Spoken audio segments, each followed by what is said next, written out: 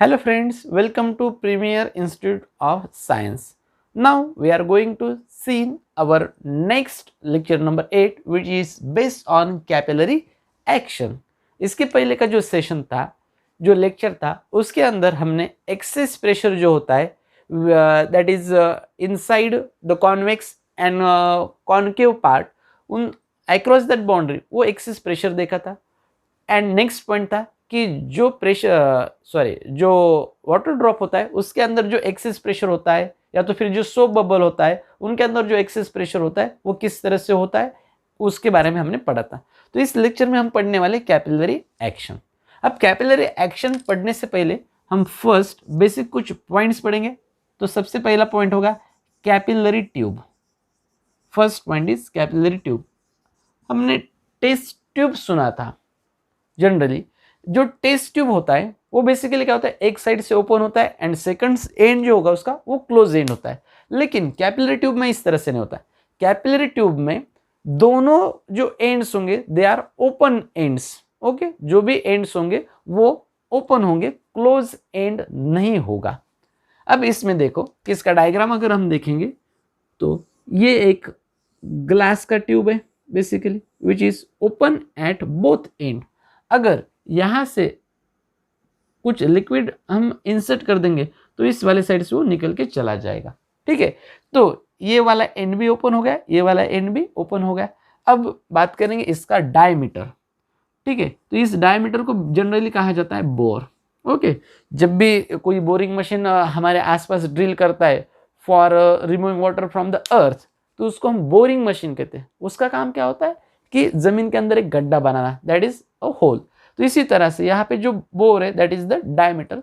तो इसका diameter generally 1 mm के आसपास होता है, that is small fine hole. Okay, which is bore.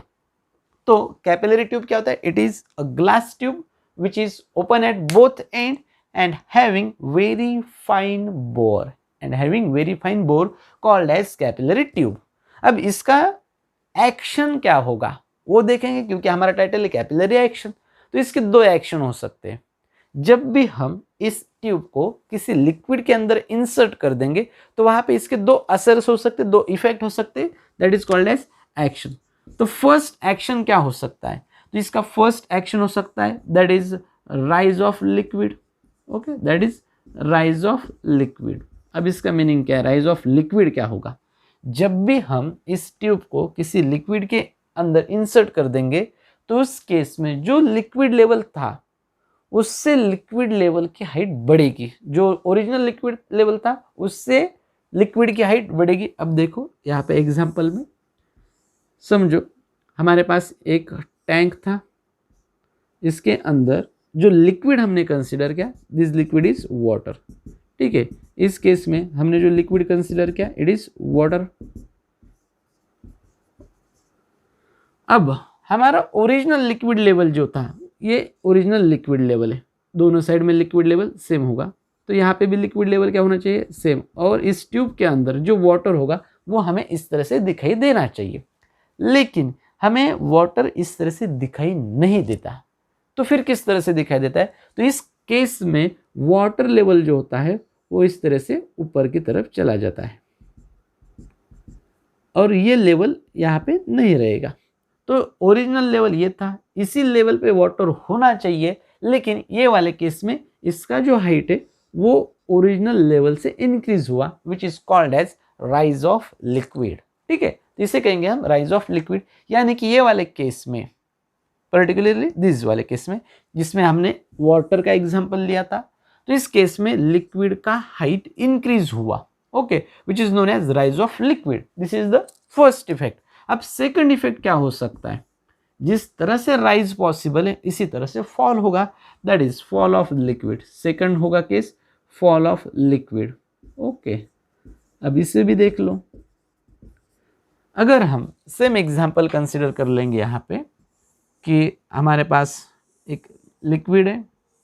अब इस केस में जो लिक्विड होगा that is Hg, mercury. Okay, और इसके अंदर अगर हम कैपिलरी ट्यूब इंसर्ट कर देंगे इस तरह से तो इसका ओरिजिनल लेवल ए वाला है, जैसे यहाँ पे राइज हुआ था, इस वाले केस में फॉल हो जाएगा। अगर हम देखेंगे कि यहाँ पे मर्क्यूरी है, तो ये वाले केस में ये लेवल ना होके यहाँ से लेवल चेंज हो जाएगा और लेवल आ जाएगा ये वाला। ओके, यानी कि इस ओरिजिनल लेवल से यहाँ पे क्या हुआ, फॉल हुआ up to height H height नीचे, जो ओरिजिनल लेवल था उसके नीचे क्या हुआ, लिक्विड का हाइट घटा। Okay, so this is the case in which liquid level falls and this case liquid level rise. अब जनरली क्या होता है, किस केस में राइज होगा और किस केस में फॉल होगा, ये हम कैसे आइडेंटिफाई करेंगे। तो ये वाला केस जो होता है वाटर वाला केस, इसमें वाटर जो होगा ये जनरली इस ग्लास को पार्शियली या फिर कंप्लीटली वेट कर देता है। ओके, तो इस केस में जो लिक्विड होगा वो पार्शियली या तो फिर कंप्लीटली अगर वेट करता है इस कैपिलरी ट्यूब को, तो उस केस में हाइट इंक्रीज होगा। लेकिन अगर इसे वो वेट ही नहीं करता, इस केस में डज नॉट वेट, इस वाले केस में that is in case of mercury, इस केस में लिक्विड का लेवल क्या हो जाएगा, फॉल हो जाएगा। Okay, so these are the basic concept कि किस केस में लिक्विड लेवल राइज होगा एंड किस केस में लिक्विड लेवल फॉल होगा। अब इसका रीजन भी देखेंगे कि ये राइज एंड फॉल कब होता है, लेकिन इसके पहले हम देखेंगे इनके बेसिक एग्जांपल्स, क्योंकि हमें तो पता चल गया कि राइज हुआ, फॉल हुआ, लेकिन इसका हमारे डे टू डे लाइफ में कहीं यूज है या नहीं है। अगर होता है तो हम इसका यूज कहाँ पे करेंगे, उसके लिए हम कुछ एग्जांपल्स पढ़ लेते हैं। ओके, सबसे पहला एग्जांपल होगा rise of oil in a lamp.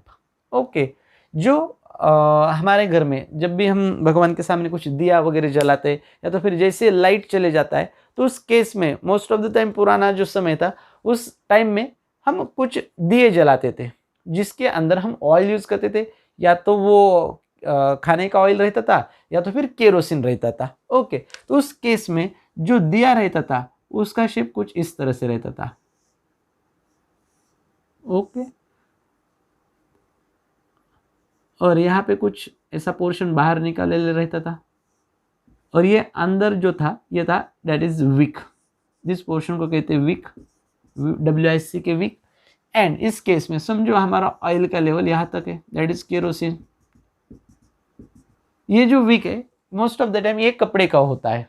Okay, आपने इसको कागज का भी किया तो भी ये काम चला लेता है। अब जैसे आप यहाँ पे ग्लो कर देते हो तो ये ग्लो होने लगता है। ठीक है, तो इस तरह से जो भी दिया होता है इसके अंदर ये जो लिक्विड होता है, अब लिक्विड का यहाँ पे जो ऑयल है उसका लेवल यहाँ तक है, लेकिन यहाँ पे आपने ग्लो करने के बाद भी ये दिया जलने लगता है। क्यों जलने लगता है? क्योंकि हमारा जो ऑयल है वो ऑयल इस विक थ्रू ऊपर की तरफ चला गया। ये वाले केस में ये ऊपर जो चला गया that is the rise of liquid. Okay, ये वाला केस क्या हो गया, राइज ऑफ लिक्विड, क्योंकि इस विक के अंदर ये ऑयल जो था ये ऊपर की तरफ चला गया। अगर ये ऊपर की तरफ जा ही नहीं पाता तो यहाँ पे ये ग्लो ही नहीं होता। ओके, ये ग्लो ही नहीं होता, लेकिन यहाँ पे ये ग्लो हो रहा है, यहाँ पे बर्निंग का प्रोसेस चालू है। तो इस वाले केस में ऑयल ऊपर तक चला गया और आपने ग्लो भी नहीं किया तो थोड़ी देर में आपको दिखाई देता है कि ये जो विक था ये पूरा गिल्ला हो जाता है। आपको वहीं पे समझ में आता है कि यानी कि यहाँ तक जो ऑयल था उस लैंप के अंदर वो ऑयल टॉप तक आ गया। तो ओरिजिनल लिक्विड ऑयल का लेवल यही था, लेकिन ऑयल यहाँ तक आया, that is the rise of liquid. ये था फर्स्ट एग्जांपल। सेकंड वाले एग्जांपल भी बेसिकली हम कंसीडर करेंगे।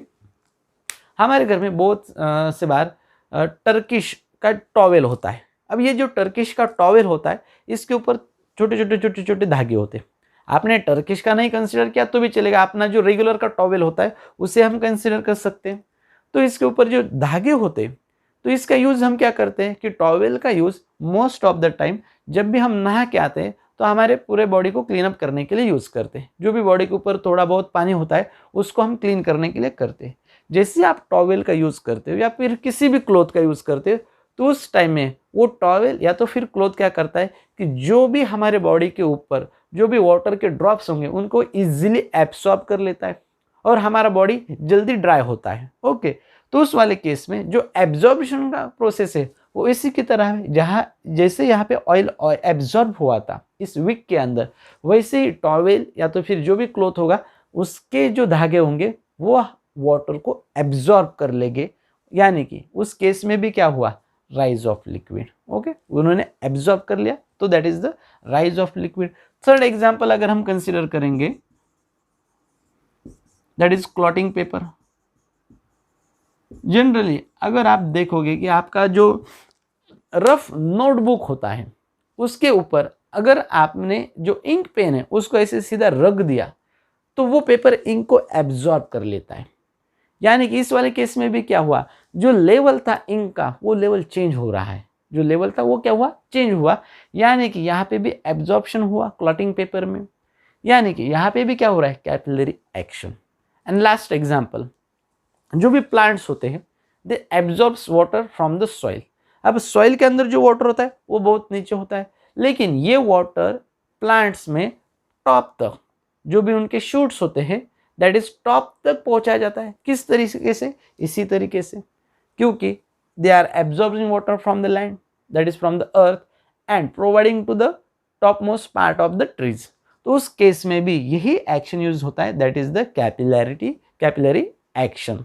ठीक है, तो these are the basic examples of capillary action. अब यहाँ पे एक नया डेफिनेशन, दैट इज कैपिलरिटी। अब देखेंगे कैपिलरिटी क्या होता है। यहाँ तक तो हमने राइज एंड फॉल देख लिया, एग्जाम्पल देख लिए, कैपिलरी ट्यूब क्या होता है इसके बारे में हमने बेसिक पढ़ लिया।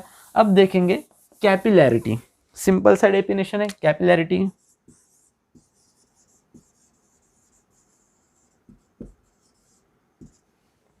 तो हमने जो फेनोमेनन यहाँ पे पढ़ लिया, दैट इज कौन सा फेनोमेनन पढ़ लिया, राइज ऑफ लिक्विड या तो फिर फॉल ऑफ लिक्विड। यानी कि जब भी आप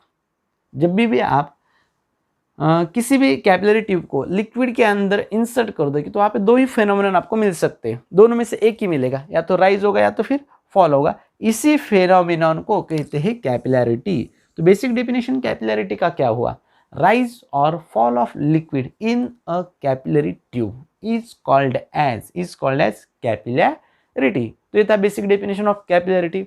अब देखो, जब हमने यहाँ पे बात की थी कि इसका बोर यानी कि डायमीटर जो है वो 1 mm के आसपास होता है। आप कहोगे कि हमने ये प्रोसेस तो कभी मोस्ट ऑफ द टाइम देखा ही नहीं, लेकिन जब आप किसी बड़े ट्यूब को इंसर्ट कर दोगे तो उस वाले केस में आपको ज़्यादा राइज नहीं मिलेगा, उस वाले केस में आपको ये ऑब्जर्वेशन नहीं मिलेगा। ये ऑब्जर्वेशन आपको कब मिलेगा, जब आप बहुत स्मॉल ट्यूब इस लिक्विड के अंदर इंसर्ट कर दोगे तभी आपको ये ऑब्जर्वेशन मिलेगा। यानी कि जब इसका रेडियस ज़्यादा होता है तो ये हाइट आपको दिखाई नहीं देता। मतलब इस केस में radius r and height h के बीच में कुछ ना कुछ रिलेशन है, and we have to find that relation कि दोनों के बीच में क्या रिलेशन। आपको तो बेसिकली इतना समझ में आ गया, जितना रेडियस कम होगा उतना आपको हाइट दिखाई दे रहा है, एंड अगर रेडियस बढ़ा तो वो हाइट नहीं दिखाई दे रहा। इसका मतलब यहाँ पे height is inversely proportional to radius. तो अब देखेंगे जो हमें दिखाई दे रहा है वही एक्चुअली थियोरेटिकली हो रहा है या नहीं हो रहा। So now next, that is the expression for rise of liquid. तो अब हम देखेंगे कि कैपिलरी राइज किस तरह से फॉर्म होता है। तो उसके लिए हमने एक बेसिक डायग्राम कंसिडर किया। ओके, अब ये वाले केस में हमें कैपिलरी राइज देखना है, तो यहाँ पे जो लिक्विड हम कंसिडर करेंगे ये लिक्विड होगा H2O। ओके, और यहाँ पे हमने एक कैपिलरी ट्यूब कंसिडर किया, आपको अच्छे से समझ में आ सके इसलिए इसका डायमीटर हमने यहाँ पे ज़्यादा लिया है। एक्चुअली में इसका डायमीटर बहुत ही छोटा होगा। ठीक है, तो हमने यहाँ पे 4 पॉइंट्स कंसिडर किए हैं, 2000 A, B, C and D। अब इस पॉइंट का थ्योरी क्या है देखो। सबसे पहले हमने जो पॉइंट A कंसिडर किया, इट इज इनसाइड ट्यूब। ये जो पॉइंट होगा it is inside tube. Okay, second वाला पॉइंट कंसिडर करेंगे B। B is again inside tube ही है, लेकिन कहाँ पे, इन H2O। ये वाला पॉइंट जो है ये हमने A के नीचे कंसिडर किया और ये वाला पॉइंट लिक्विड के अंदर है। तो A वाला जो पॉइंट हो ये ऊपर है लिक्विड के, and point B is inside the liquid and in capillary tube. Okay, ये 2 पॉइंट आप पहले कंडीशन समझा करो। सी वाला पॉइंट कंसिडर करेंगे। C is outside the tube, outside the tube, outside the tube है, एंड अबव लिक्विड है, अबव लिक्विड। जिस तरह से ए था inside tube, above liquid, and point D outside the tube, outside the tube. यहाँ पे हर बार ट्यूब का मतलब होगा capillary tube, outside the tube and below the liquid. Below liquid को हम लिखेंगे inside liquid. Okay, inside liquid. अब इसका थ्योरी क्या कहता है? ठीक है, पॉइंट ए जो होगा ये लिक्विड के ऊपर है, इसके ऊपर जो प्रेशर एक्ट होगा इट इज एटमॉस्फेरिक प्रेशर। ठीक है, पॉइंट ए के ऊपर जो प्रेशर एक्ट होगा ये एटमॉस्फेरिक प्रेशर होगा।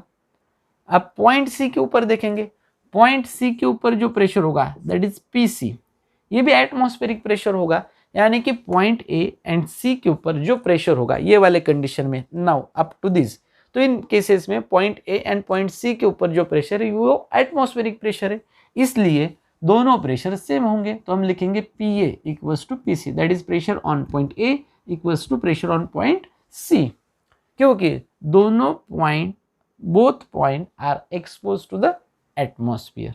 अब नाउ हम देखेंगे पॉइंट डी, जो पॉइंट डी है वो इनसाइड द लिक्विड है, और यहाँ पे अगर हम लिक्विड लेवल की बात करेंगे तो यहाँ पे प्लेन सरफेस है, लिक्विड का जो सरफेस है यहाँ पे प्लेन सरफेस है।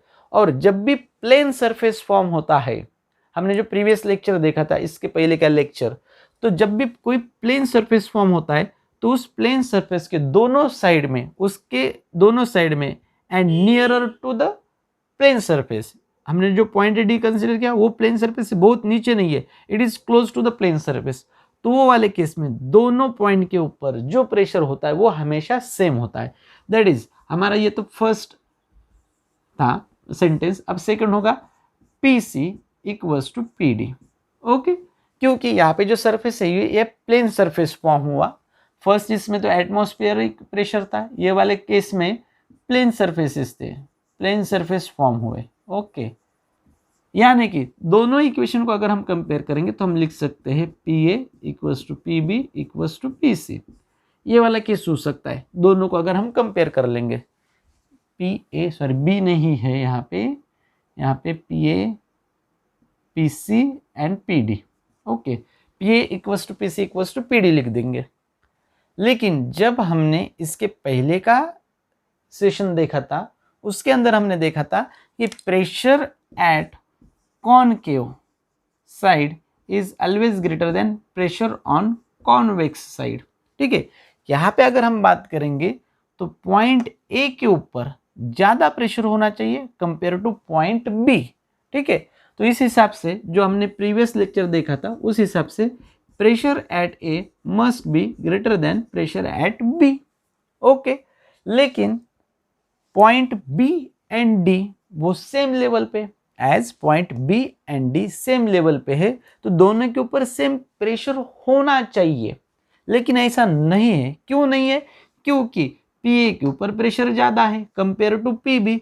अब हमने यहाँ पे लिखा था P A P C P D तीनों सेम है, P A P C P D same है, लेकिन पी ए के ऊपर ज़्यादा प्रेशर है कंपेयर टू बी। ओके, इसका मतलब डी एंड बी के ऊपर point B and D should have same pressure, लेकिन ऐसा नहीं हो रहा है। तो ये सेम प्रेशर आने के लिए यहाँ पे जो लिक्विड होगा ये लिक्विड राइज होगा, ये वाले केस में लिक्विड लेवल जो ये राइज हो जाएगा, और राइज होने के बाद आपको कुछ लेवल लिक्विड का लेवल इस तरह से दिखाई देगा और ये लेवल चला जाएगा।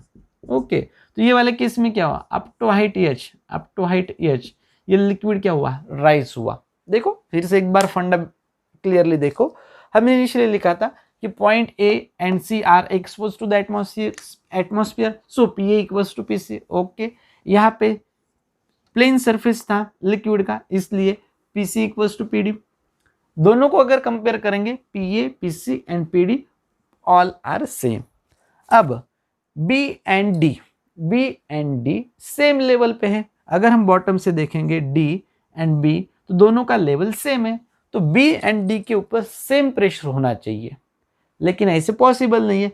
अगर दोनों के ऊपर सेम प्रेशर रहा तो चारों का प्रेशर सेम हो जाएगा, लेकिन बी एंड डी के ऊपर सेम प्रेशर आने के लिए लिक्विड जो होगा, ये लिक्विड राइज करने वाला इनसाइड द ट्यूब। क्यों? क्योंकि पीए के ऊपर प्रेशर ज्यादा होता है compare to B. At point A pressure is higher than B. क्यों? क्योंकि इसको हमने बेसिक पहले वाले लेक्चर में पढ़ा है। अगर ये नहीं समझ में आ रहा तो फर्स्ट इसके पहले का लेक्चर है, उसके अंदर देखो कि कॉनकेव शेप जब बनता है तब उसके अंदर प्रेशर किस तरह से ज्यादा होता है। ओके, सो ये वाला लेसन था रिलेटेड टू कैपिलरी राइज। तो ये वाले केस में हाइट बढ़ा, क्यों बढ़ा? तो उसके रीजन ये थे। सबसे पहले आपको ये दो स्टेटमेंट लिखना है, इक्वल टू लिखना है, but P concave is greater than B convex, और यहाँ पे pressure at A is greater than pressure at B. To balance the same pressure at B and D, liquid level rises inside the tube. इसके opposite phenomenon होगा। इसके opposite phenomenon किस में होगा? Capillary fall में। तो उसको भी हम एक क्विक व्यू में देखेंगे कि कैपिलरी फॉल किस तरह से होता है। तो देखेंगे कैपिलरी फॉल किस तरह से होता है। जिस तरह से कैपिलरी राइज फॉल होता है उसके लिए जो कॉन्सेप्ट हमने कंसिडर किए थे वही कॉन्सेप्ट हम कंसिडर करेंगे। That is point A. Point A के ऊपर एटमॉस्फेरिक प्रेशर होगा। ओके, पॉइंट सी के ऊपर भी एटमॉस्फेरिक प्रेशर होगा। इसीलिए फर्स्ट वाले जो सेंटेंस है मैंने एज इट इज रखे, क्योंकि हमें को वही लगने वाले। इसलिए P A equals to P C, that is atmospheric pressure. Okay, because both point are expose to the atmosphere. यहाँ से भी एटमॉस्फेयर का इसके ऊपर और यहाँ से एटमॉस्फेयर का प्रेशर इसके ऊपर एक्सर्ट होने लगेगा। अब यहाँ पे प्लेन लिक्विड सरफेस, इसलिए C and D both have same pressure. Okay, क्योंकि सरफेस क्या था? प्लेन लिक्विड सरफेस फॉर्म हुआ, इसलिए P C equals to P D. अब बेसिकली हमें पता है कि अगर यहाँ पे जो लिक्विड है, यहाँ पे जो हमने लिक्विड कंसिडर किया, ये अगर एच जी होगा, एच जी, तो इस ट्यूब के अंदर जो शेप फॉर्म होगा it is convex shape. Okay, क्योंकि उसको हमने इसके प्रीवियस लेक्चर में देखा था कि अगर एच जी होगा तो यहाँ पे जो शेप फॉर्म होने वाला ये कॉन्वेक्स होगा। ओके, और हमने यहाँ पे बिफोर फॉल वाला केस कंसिडर किया। यहाँ पे जो diagram it is before falling level. Okay, जिस तरह से पहले केस में हमने बिफोर राइज कंसिडर किया था, यहाँ पे हमने बिफोर फॉल वाला ओरिजिनल केस कंसिडर किया है। ओके, अब देखो according to our theory concave side में प्रेशर ज्यादा होता है कंपेयर टू कॉन्वेक्स, और यहाँ पे जो शेप फॉर्म हुआ इट इज कॉन्वेक्स। तो ये वाले केस में सिर्फ ये चेंज हो जाएगा, और यहाँ पे क्या होगा? Pressure at B is greater than pressure at A. Pressure at B is greater than pressure at A. ये वाला केस तो पहले था। नया केस क्या बनेगा? Due to convex shape pressure at B is greater than pressure at A, क्योंकि इसका कॉनकेव वाला साइड ये बी में होगा। ओके, तो ये वाले केस में अब बी के ऊपर प्रेशर ज्यादा है। अब ये प्रेशर ज्यादा होगा लेकिन B and D same level पे, यानी कि बी एंड डी पॉइंट के ऊपर सेम प्रेशर होना चाहिए, लेकिन ऐसा नहीं हो रहा। तो ये होने के लिए to maintain the pressure at B and D, to maintain equal pressure at B and D, liquid comes out of the tube, comes out of the tube. और ये लिक्विड बाहर आने की वजह से ये जो कैपिलरी ट्यूब होगा इसके अंदर लिक्विड का लेवल फॉल हो जाएगा और हमें कुछ इस तरह से लिक्विड लेवल दिखाई देगा। ओके, तो ये ओरिजिनल हमारा लेवल होगा, और यहाँ पे जो लेवल फॉल हुआ वो आपको यहाँ पे लेवल फॉल होते हुए दिखाई देगा। क्यों दिखाई दिया? Because pressure at B is higher than pressure at A, and to maintain equal pressure on point B and D, liquid comes out of the capillary tube. So these are the basic fundamental concept related to capillary rise and capillary fall. Now अब इस session का last point होगा expression for capillary rise और fall. और इसी के साथ ये जो चैप्टर ये दो पार्ट में था। फर्स्ट वाला जो पार्ट था इसके अंदर पूरा लिक्विड रेस्ट कंडीशन में, और वो यहीं पे खत्म होने वाला है। इसके बाद के जो भी हमारे लेक्चर्स होंगे they are on the basis of liquid which is in motion, तो वो सेकंड पार्ट होगा। तो अब देखेंगे expression for capillary rise and fall. हमने देखा कि कैपिलरी राइज हो रहा है, कैपिलरी राइज हो रहा है, कैपिलरी फॉल हो रहा है, लेकिन इसके रीजंस भी देख ले। लेकिन ये कैपिलरी राइज कितना होगा या तो फिर फॉल आया तो वो कितना फॉल हो सकता है वो हमें देखना है। एंड इनिशियली हमने कहा था कि height is inversely proportional to radius, तो हमने जो कहा था उसे हमें प्रूव भी करना पड़ेगा। तो देखेंगे कि ये height inversely proportional to radius किस तरह से आता है। ठीक है, तो इसके लिए हम एक राइज वाला केस कंसीडर कर लेंगे। ठीक है, समझो ये हमारा कैपिलरी ट्यूब था, ओके, और इसके अंदर लिक्विड लेवल राइज हुआ ये वाले लिक्विड लेवल से। ठीक है, और जो हाइट था यहाँ पे इंक्रीज होने वाला, ये हाइट हमने कंसीडर किया h। ओके, सो ये हाइट कितना है वो हमें बेसिकली फाइंड आउट करना है। ये इस तरह से बेसिक डायग्राम हुआ कंप्लीट। अब ये जो डायग्राम है इसको हम देखेंगे, यहाँ पे अगर हम बनाएंगे तो ये टेंजेंट हो जाएगा। Okay, this is our tangent, और यहाँ से inside angle, angle of contact theta. Okay, so this is our tangent. अब यहाँ पे जो मेनिस्कस फॉर्म हो रहा है that is concave in shape, तो इसका एक रेडियस होगा। अगर हम देखेंगे तो यहाँ पे एक इमेजिनरी सर्कल ऐसे फॉर्म होने वाला है। ओके, तो ये जो इमेजिनरी सर्कल फॉर्म होगा इसका कुछ रेडियस होगा, इसका सेंटर इस तरह से कंसीडर करो।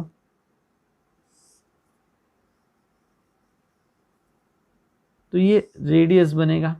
ओके, और ये उस मेनिस्कस का सर्कल, अब क्लियर दिखाई देगा आपको, ये था मेनिस्कस का सर्कल इस तरह से। ऐसे आड़ा सर्कल ने हमने सीधा सर्कल बनाया ऐसे, क्योंकि यहाँ पे जो कॉन्केव पार्ट बना था, तो इसका रेडियस कंसीडर किया r।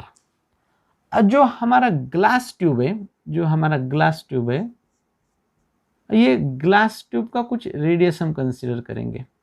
तो हमें पता है कि यहाँ से यहाँ तक ग्लास ट्यूब का रेडियस स्मॉल r कंसीडर करेंगे because it is very small. तो मैं वो रेडियस यहाँ पे दिखाई देता हूँ। सो यहाँ पे रेडियस निकाला r। ओके, तो यहाँ पे जो एंगल बना था वही एंगल यहाँ पे बनने वाला है थीटा। ओके, वही एंगल कहाँ पे बनने वाला है, यहाँ पे बनने वाला। तो यहाँ पे small r that is radius of capillary tube. Okay, capital R radius of meniscus, यहाँ पे जो शेप बना उसको कहेंगे हम meniscus, radius of meniscus. Okay, theta angle of contact, theta जो था it is angle of contact. ये तो पूरा बेसिक आपको पता है, सिर्फ हमने यहाँ पे दो रेडियस कंसीडर किया। First radius that is small r, radius of tube, and capital R that is the radius of meniscus. अब हमें पता है बेसिक, इसके प्रीवियस लेक्चर में जो देखा था हमने, pressure inside minus pressure outside equals to 2T divided by 2T divided by R, और यहाँ पे जो R था it is the radius of meniscus. Okay, inside pressure outside pressure that is the pressure difference. तो इस pressure difference को हम basically pressure लिख सकते हैं, बिकॉज प्रेशर, एक प्रेशर में से दूसरा प्रेशर चला गया तो आपको क्या मिलने वाला है, प्रेशर ही मिलने वाला है। So let assume that pressure equals to P, so P equals to 2T divided by R।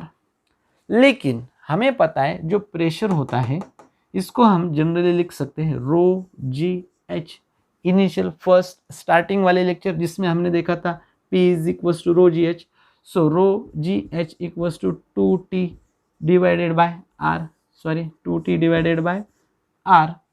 Okay, so H equals to, formula बनेगा H equals to 2T divided by R, 2T divided by, और ये rho और g भी चला जाएगा, rho into g into R। Okay, so 2H equals to 2T divided by rho ji R।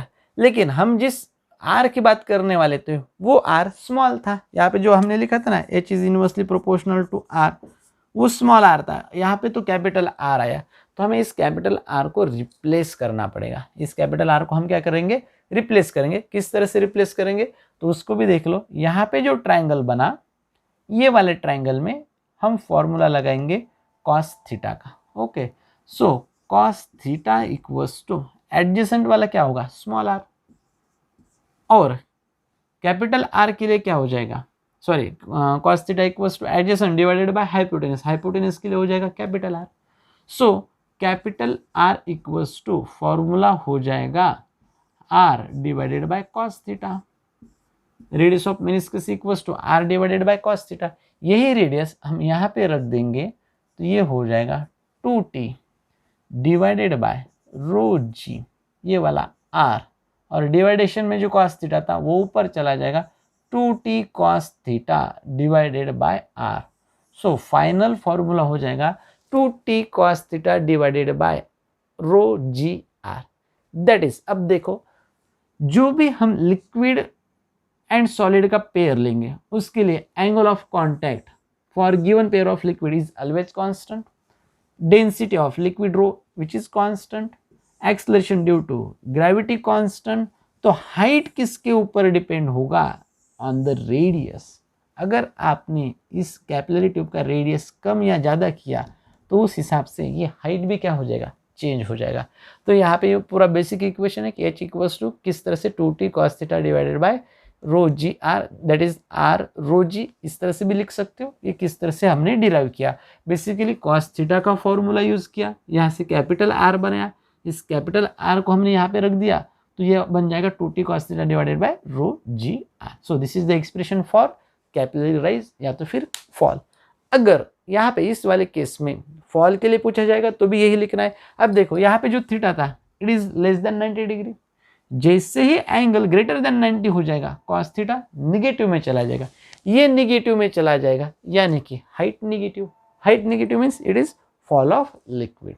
So this is the expression for capillary rise और fall.